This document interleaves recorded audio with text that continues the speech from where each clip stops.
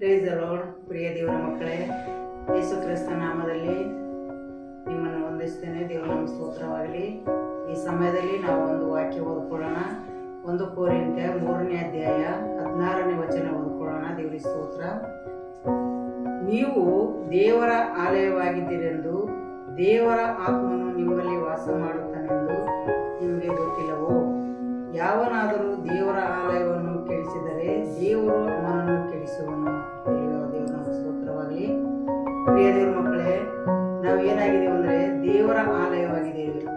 ಅದಕ್ಕಾಗಿ ದೇವರ ಆಲಯ ಹೇಗೆ ಸ್ವಚ್ಛವಾಗಿ ಇಟ್ಕೋತಾರೋ, ಹೇಗೆ ಅಲಂಕಾರ ಮಾಡ್ಕೋತಾರೋ, ಹೇಗೆ ಶುದ್ಧವಾಗಿ ಇಟ್ಕೋತಾರೋ, ಹೇಗೆ ಒಂದು ನಡತೆ ಒಂದು ನುಡಿಯಲ್ಲಿ ಹೇಗೆ ಇರ್ತದೋ, ದೇವರ ಆಲಯದಲ್ಲಿ ಬಂದರೆ ವಿಶ್ರಾಂತಿ ಸಿಗ್ತಂಬ ಒಂದು ಭಾವನೆ ಮನುಷ್ಯನಿಗೆ ಹೇಗಿರ್ತದೋ, ಅದೇ ರೀತಿ ನಮ್ಮ ಹೃದಯ ಏನಾಗಿರಬೇಕು?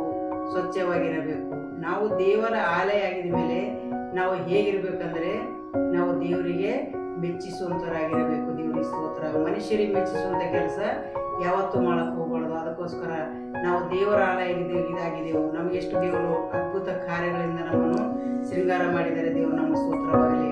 ಅದಕ್ಕೋಸ್ಕರ ನಾವು ದೇವರ ಆಲಯ ಆಗಿದ್ದೇವೆಂದು, ನೀವು ದೇವರ ಆಲಯವಾಗಿದ್ದೀರಿ ಎಂದು ದೇವರ ಆತ್ಮ ನಮ್ಮಲ್ಲಿ ಏನ್ ಮಾಡ್ತಾನೆ? ದೇವರ ಆತ್ಮನು ನಮ್ಮಲ್ಲಿ ವಾಸ ಮಾಡ್ತಾನೆ. ದೇವರು ನಮ್ಮ ಸ್ತೋತ್ರವಾಗಲಿ. ಒಂದು ಕೈಲಿಂದ ಕಟ್ಟಿದಂತ ಆಲಯದಲ್ಲೇ ದೇವರು ಇದ್ದಾನೆ ಎಂಬ ಭಾವನೆ ನಮಗಿದ ಮೇಲೆ ದೇವರು ನಮ್ಮಲ್ಲೇ, ದೇವರ ಆತ್ಮ ನಮ್ಮಲ್ಲೇ ಇದೆ, ನಮ್ಮೊಳಗೆ ಇದೆ. ಅದಕ್ಕೋಸ್ಕರ ನಾವೇನ್ ಮಾಡಬೇಕು? ದೇವರ ಆಲಯ ಹೇಗೆ ಸ್ವಚ್ಛ ಇರ್ತದೋ ಹಾಗೆ ನಮ್ಮ ಹೃದಯ ಸ್ವಚ್ಛವಾಗಿ ಇಟ್ಕೋಬೇಕು. ನಾವು ಶಾಂತಿ ಸಮಾಧಾನದಿಂದ ಜೀವಿಸಬೇಕು. ದೇವರ ಆತ್ಮ ನಮ್ಮನ್ನು ನಿಮ್ಮಲ್ಲಿ ವಾಸ ಮಾಡುವರೆಂದು, ನಮ್ಮ ದೇವರು ವಾಸ ಮಾಡ್ತಾನೆ ಎಂದು ನಾವೇನ್ ಮಾಡ್ಬೇಕು?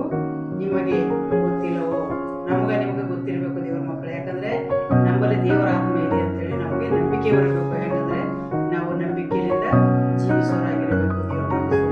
ಅದಕ್ಕೆ ದೇವರು ಹೇಳಿದರೆ, ನೀವು ದೇವರ ಆಲಯವಾಗಿದ್ದೀರಿ. ದೇವರ ಆಲಯ ನನ್ನದೇ ಆಲಯ ಯಾರು ಕೆಡಿಸ್ತಾರೋ ನಾನು ಅವ್ರಿಗೆ ಕೆಡಿಸಿ ಅಂತ ಹೇಳಿದ್ದೇನೆ. ದೇವರು ನಮ್ಮ ಸ್ತೋತ್ರವಾಗಲಿ. ನಮಗೆ ಯಾರು ತಾಗ್ತಾರೋ, ನಮಗೆ ನನ್ನ ಕಣ್ಣು ಗುಡ್ಡಿಗೆ ತಾಗ್ತಾರ ಅಂತ ಹೇಳಿದ್ದಾರೆ. ದೇವರು ನಮ್ಮ ಸ್ತೋತ್ರವಾಗಲಿ. ನಮಗೋಸ್ಕರ ದೇವರೇ ಯುದ್ಧ ಮಾಡೋರಾಗಿದ್ದಾರೆ. ಅದಕ್ಕೋಸ್ಕರ ನಮ್ಮ ಚಿಂತೆ, ಭಾರ, ನೋವುಗಳು ಏನಿದ್ರು ಆತನ ಮೇಲೆ ಹಾಕಿ ನಾವು ನೆಮ್ಮದಿಯಾಗಿ ಜೀವಿಸಬೇಕು. ದೇವರು ನಮ್ಮ ಸ್ತೋತ್ರವಾಗಲಿ. ಈ ವಾಕ್ಯ ಪ್ರತಿಯೊಬ್ಬರ ಹೃದಯದಲ್ಲಿ ಕಾರ್ಯ ಮಾಡುವಂಥ ದೇವರಾಗಿದ್ದಾರೆ. ದೇವರಿಗೆ ಸ್ತೋತ್ರ. ಆಮೇಲೆ ನಾವು ಈ ಸಮಯದಲ್ಲಿ ನಾವು ಪ್ರಾರ್ಥನೆ ಮಾಡ್ಕೊಳ್ಳೋಣ. ದೇವರಿಗೆ ಸ್ತೋತ್ರ. ಪರಿಶುದ್ಧನೇ ಪರಿಶುದ್ಧನೇ ಪರಿಶುದ್ಧಾತ್ಮನೇ ನಿನಗೆ ಸ್ತೋತ್ರ ಕರ್ತನೆ. ತಂದೆಯಾದ ದೇವರೇ ನಿನಗೆ ಸ್ತೋತ್ರಪ್ಪ. ನೀವು ಒಳ್ಳೆಯವನು ರಾಜ, ಒಳ್ಳೆಯದನ್ನೇ ಮಾಡುವಂಥ ಸರ್ವದಾಯಕ ಆಗಿದೆಯಪ್ಪ. ನಿನಗೆ ಸ್ತೋತ್ರ ಕರ್ತನೆ. ನೀವು ನನ್ನ ಆಲಯವಾಗಿದ್ದೀರಿ ಅಂತ ಹೇಳಿದ್ದೀವ. ನಿನಗೆ ಸ್ತೋತ್ರ ಕರ್ತನೆಯಪ್ಪ. ನಿನ್ನ ಕೃಪೆ ಶಾಶ್ವತವಾಗಿದೆ ಕರ್ತನೆ. ನಿನ್ನ ಕರುಣೆ ಉಳ್ಳ ದೇವರಾಗಿದೆ ಕರ್ತನೆ. ನಮ್ಮಲ್ಲೂ ಎಷ್ಟು ಅಮೂಲ್ಯರೊಂದು ಎಣಿಸಿದೆಯಪ್ಪ. ನಿನಗೆ ಸ್ತೋತ್ರ ಕರ್ತನೆ. ಪ್ರತಿಯೊಬ್ಬರ ಮೇಲೆ ಕರ್ತನೆ ನಿನ್ನ ಆತ್ಮಲಿಂದ ಕರ್ತನೆ ತುಂಬಿಸು ದೇವ. ನಿನಗೆ ಸ್ತೋತ್ರ.